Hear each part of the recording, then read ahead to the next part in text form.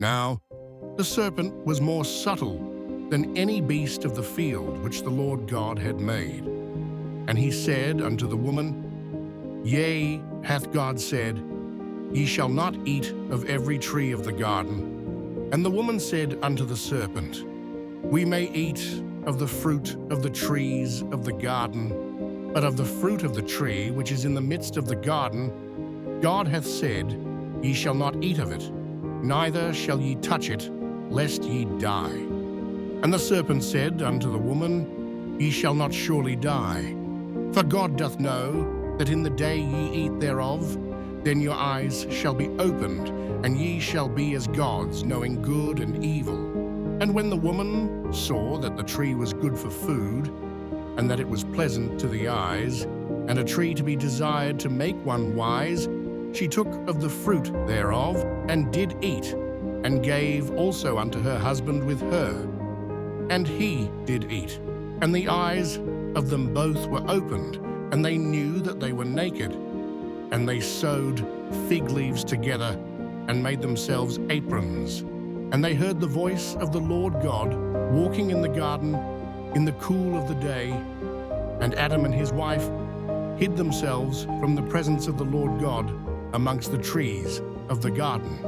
And the Lord God called unto Adam, and said unto him, Where art thou?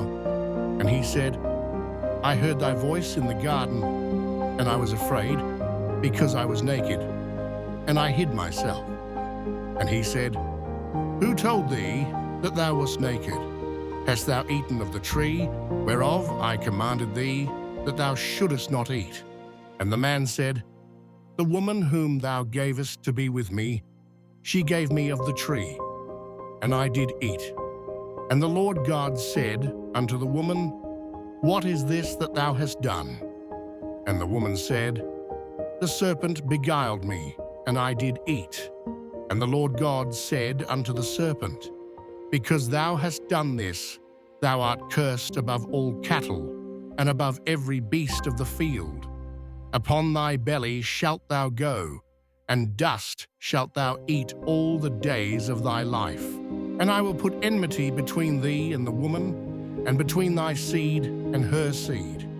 It shall bruise thy head, and thou shalt bruise his heel. Unto the woman he said, I will greatly multiply thy sorrow and thy conception. In sorrow thou shalt bring forth children, and thy desire shall be to thy husband, and he shall rule over thee.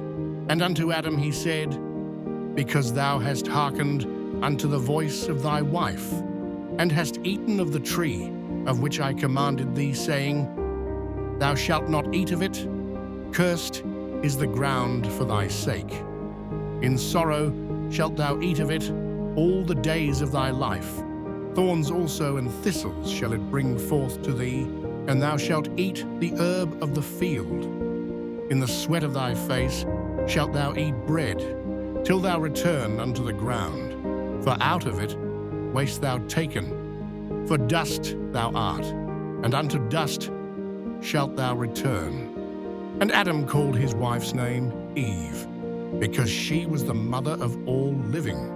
Unto Adam also and to his wife did the Lord God make coats of skins, and clothed them. And the Lord God said, Behold, the man is become as one of us, to know good and evil.